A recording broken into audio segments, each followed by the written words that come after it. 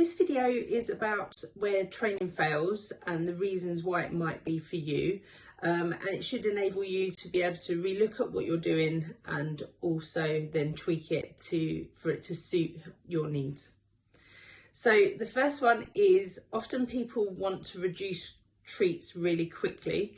So that means that what ends up happening is the dog starts to do the behaviour you want, possibly. So it might be doing like part of the behaviour. For example, people might build a sit, and this is a prime example where people have trained a sit, they give them the treat for the sit, and literally as soon as the dog's butt has touched the floor, it's back up again, taking the treat, and off it goes. So if you want a solid sit, you might want a sit that means that the dog stays there longer, for example. So that means that you need to continue treating while they're still in that position, and then can they still do that while there's other distractions around? So people quickly remove treats because they're worried about constantly treating the dog forever. And what then happens is they haven't actually got a strong behaviour. It's the same with lead walking, for example. Often people that call me in where their lead walking has failed or they've never been able to be successful at it, is often because they haven't been reinforcing the dog in the position that they'd like, nice and loose next to them, for example, if that's what their goal is. So then what happens is the dog starts to come back, get a treat, and then carries on because they're only getting one treat for the behaviour of walking. Whereas actually we need to be able to reinforce that as they're walking along with us on every few steps, first of all, but of course remembering to let them sniff.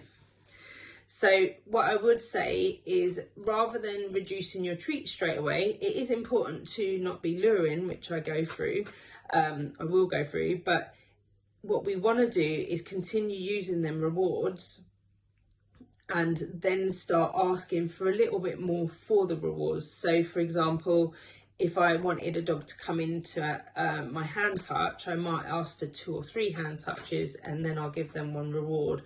But don't start just taking the rewards away too quickly if you haven't made sure that that behaviour is strong in where there's all different distractions at different distances and for duration as well.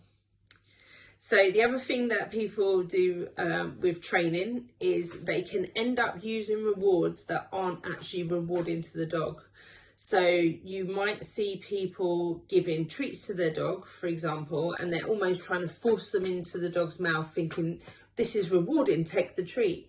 But it's only rewarding if the dog wants to take the treat, for example, and finds the treat rewarding. And rewards don't have to be just treats. It can be what the dog likes in the environment. It can be play.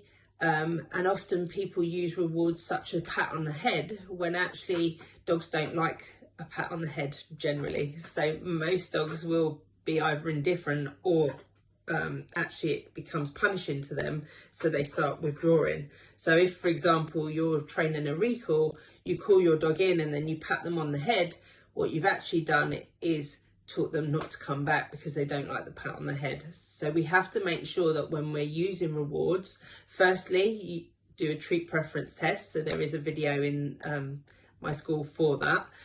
Make sure you do a test to ensure that your dog, you're giving the dog the rewards that they really like, not what you think that they really like.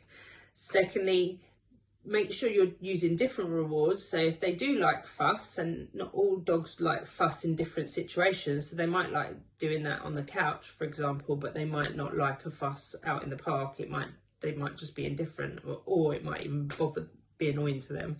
But if they do like fuss, make sure you're stroking them in the areas they really like, whether that's on the chest or, you know, down the side or behind the ear, whatever makes them lean in and actually find it rewarding. But if you go down and you stroke their head and then they sort of withdraw, or they're just like, oh, please, and walk off, that's not rewarding to them. So just remember that when you're training.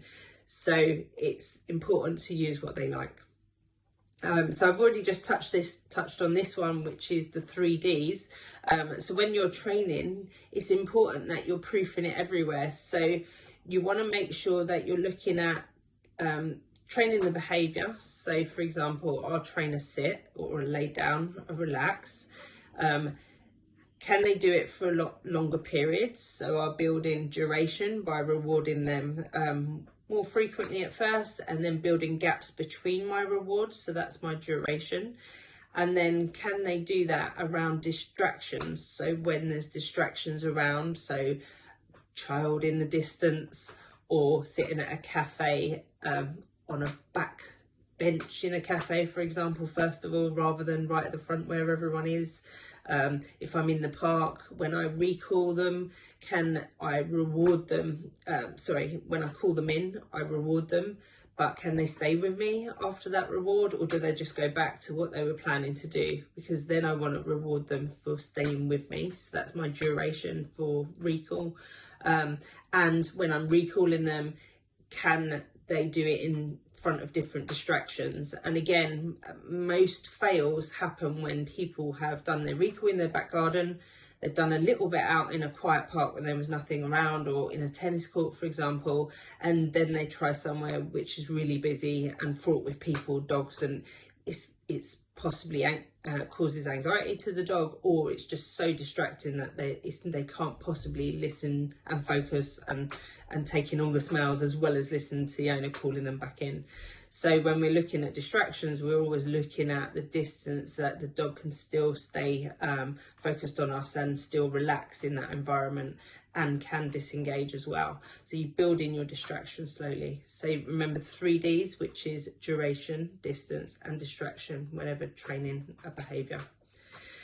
The other thing people can do with training is poison their cue. So poisoning a cue, what I mean by that is, so you've been training your dog, let's say settle. So for me, settle is lie down and relax on a mat or next to me. So you train it all nicely when they're puppies and you've done this behaviour and they've got it really well, but for some reason in whatever environment you're in, they're not doing it. Most of the time that's because they've just not been taught to do it in that particular environment. So they've been trained to do it in the living room, for example, but then you try and take it out in a cafe and they don't know the behaviour there, so they haven't quite generalised it, so you need to retrain it there. But what can then happen is through frustration or embarrassment, because you know we all do that, especially if we're in front of someone, we can start saying that cue, for example, like settle, in a more aggressive way. So we can be like, settle, settle, and you know, even sometimes get physical with the dog. What we're then doing is actually poisoning that cue, so the dog actually firstly starts to become hesitant because we've suddenly got angry and now we're shouting at them to do the behaviour that we just taught positively previously, and they can then start to not like it when you say that, because you start getting frustrated with them. So if they're not doing it, just think about, have you trained it in that environment? If they're not doing it, are they comfortable? Are they relaxed enough to be doing it? Are they too distracted? Are they thirsty? Are they hungry? There's so many other factors that can actually impact why they're not doing it in that scenario. And like any behaviour, we have to create a habit, which is my next topic. So habit has to be formed when we're training a behaviour. So for example, if every time I am cooking, I don't want the dog to counter surf, or when I'm sitting at the dinner table, I don't want them to be joining me on top of the table, what I need to consistently do is train them what I would prefer them to do. So for me, most of the time, and most of my clients, they know that I will train generally relax on the mat when I'm cooking, when you're eating, when I'm hoovering, just go and relax down there. And the way we do that is by rewarding them for doing that behaviour. And obviously, if they don't know to build on duration, you've got to start on relax on the mat for duration first, before you then try and add in the distraction of cooking or eating or hoovering. So just remember, you have to add create a habit. So they say that it takes about 21 days to be consistent with a habit in our own life. So if you want to give up smoking or want to eat healthily, I think it's around 21 days or more. So we need to be consistent. We need to be firstly preempting the behaviour, not letting them rehearse the behaviour when we don't want them to, and we want to be consistent in what we expect them to do, especially while they're young, because we're still trying to instill a habit, a behaviour that they consistently do, and they start to learn, oh, when you do this, I do that. So that's really important. So habit and being consistent. So lack of consistency is not good for anyone's training. So also punishment comes into training fails as well. So I have mentioned, obviously, if we get angry, but if we use any kind of force, or we start using punishment as a way of managing behaviour, what happens with that is not only does dogs do not connect the punishment with the behaviour generally, because most people's timing is wrong, firstly. Secondly, it's unethical to be doing that to the dog, because the dog doesn't understand right from wrong. Even if they look guilty, I promise they don't understand that what they're doing at that time is incorrect or deemed as inappropriate to us. They're just being dogs in that moment, and it's us that's getting frustrated by it. So when it comes to training, if we start using punishment, think about it as taking withdrawals out of your bank, because what happens over time is your dog starts to distrust you, and it can affect other areas of training. So they start to not be as responsive, because your relationship's actually breaking down, because sometimes your emotional state is you're happy and jolly, other times you're starting to react to them in a negative way, which starts to make them distrust you and not want to work or start to respond to you in a positive way anymore. So just be mindful of those withdrawals and when you're crediting your bank. So that's the way I like to look at it. So the other thing people tend to do with treats is we want to eventually start asking them to do firstly, we want to build on duration of a behaviour, so how long they can do it for, and then we will build in our distractions. Sometimes we build it in at the same time. It just depends on what we're training and the dog. But what can happen is we can end up still basically, rather than reinforcing the dog with a treat, we end up bribing the dog instead. And what I mean by that is, for example, if I want to call them in from the back garden, if I use the treat and sort of show them, or I show them the biscuit tin, and I show them that, and I'm luring them in from the back garden, I'm not actually training a behaviour. What I'm actually doing is basically bribing. So this is where the whole, when you're treating dogs, you're bribing them comes into it, because in fact you are in that scenario, because you're not reinforcing the behaviour you want. For example, I call the dog in, the dog moves towards me, I say good, then I pay them because I've reinforced moving forward to me. What you're actually reinforcing is just follow this treat. So you're not training anything there, and that's where training can fail, because you can end up with a dog that only will do stuff because you've got a treat in your hand.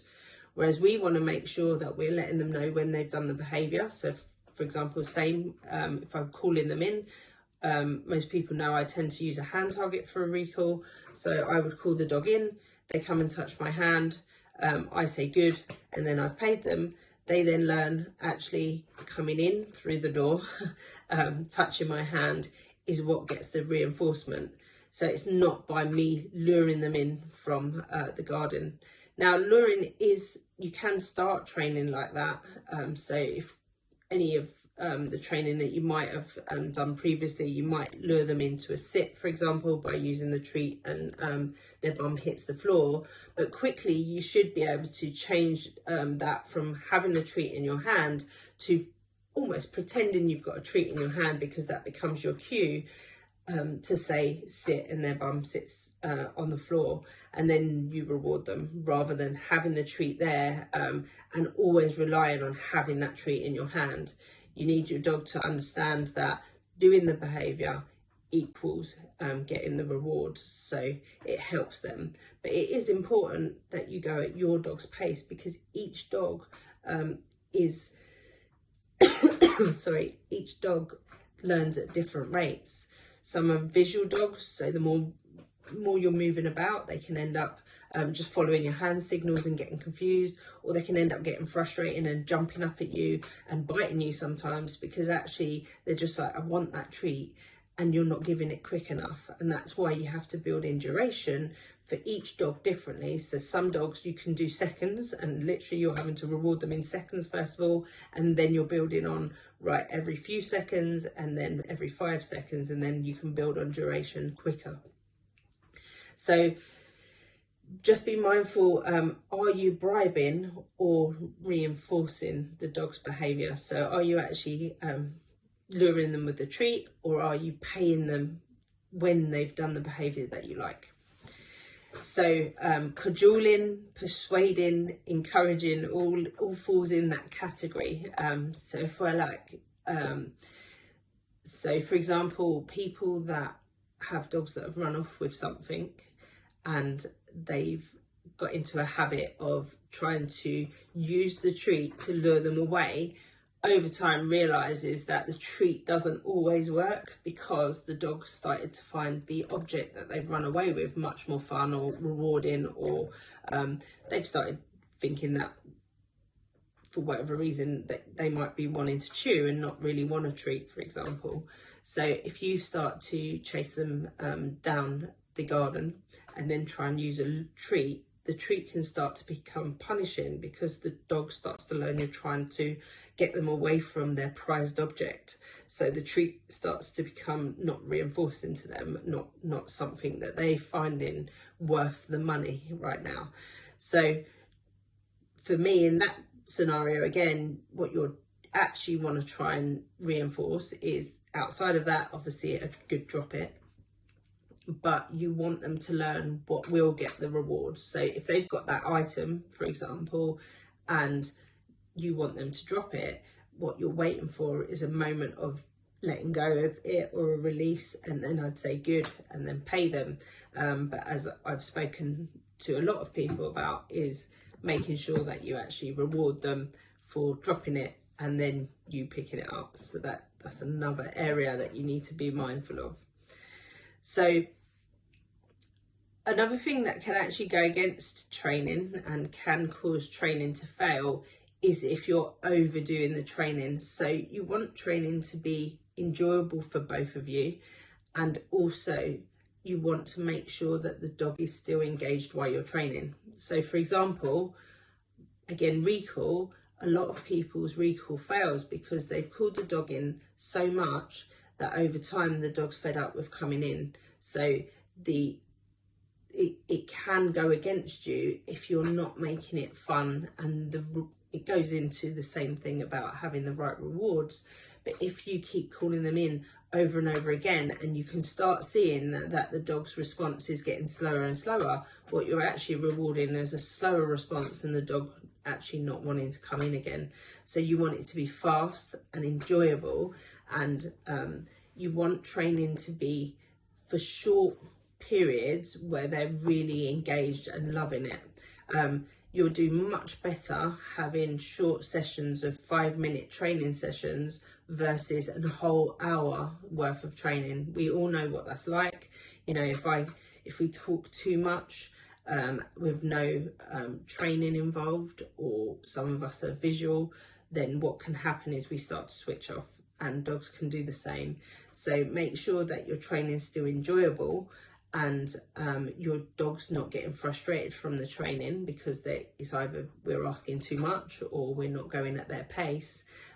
Make sure you're doing it in short spurts and the right rewards, so the reward that your dog wants at that time, because that can change within an hour. So if they're already full, actually is the treat's going to be rewarding after they've just had a big meal. So you might want to use play as the reward in for whatever for your recall, for example. So you can use that as the reward instead of treats. So you can always change it in when you're working with your dog, but just be mindful of whether they're finding it rewarding. The other thing that fails with training is where people aren't preempting that the behaviour is going to occur and keep letting the dog rehearse the behaviours we still don't want. So let me give you an example. So for example, if the dog goes out in the garden constantly and keeps barking because there was a fox in the garden the night before, for example, or it's been going on for a few weeks now, what you don't want is them to keep rehearsing going out there and barking at everything as they go out in the garden.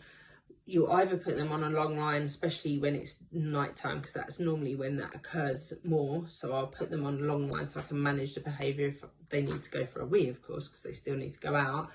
But I'll also think, right, every time they shoot out this front door, what I'm going to do is get them to go out, out the kitchen door, for example. Could be the front door, but I'm sure most people's gardens are from the kitchen. I'm going to send them out doing something else. So my go-to is, if I think that they're going to go out for, right, I'm going to go and chase something out in the garden, I'll start creating a habit of every time I open the door, I scatter treats out into the lawn and you go out and search for them and you start sniffing, rather than thinking, right, I'm going to go and protect the garden, or I'm going to bark and make sure that pesky fox has gone away. So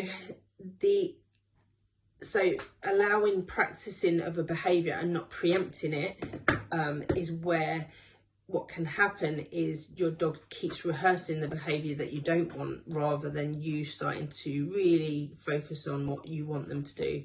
So another example is, if you don't like your dog jumping up every time you come in through the living room door, if you don't work on what you would prefer, for example, you walk in the door and reward them for feet on the floor every time, then if you're not preempting it, so you come through the door and sometimes you come through the door and you don't reward them for feet on the floor, or you don't give them attention for feet on the floor, what you'll be getting is them still jumping up periodically through your training. So then what over time can happen is the behaviour doesn't go away, because sometimes you're giving them attention for it, sometimes you're not. So just be mindful of when you're training, what you're training, and what can be punishing or can be affecting your results. So I'm going to stop there, because I could go on about this subject for ages. So I'm hoping that is useful for you today, and I will speak to you all soon. Take care.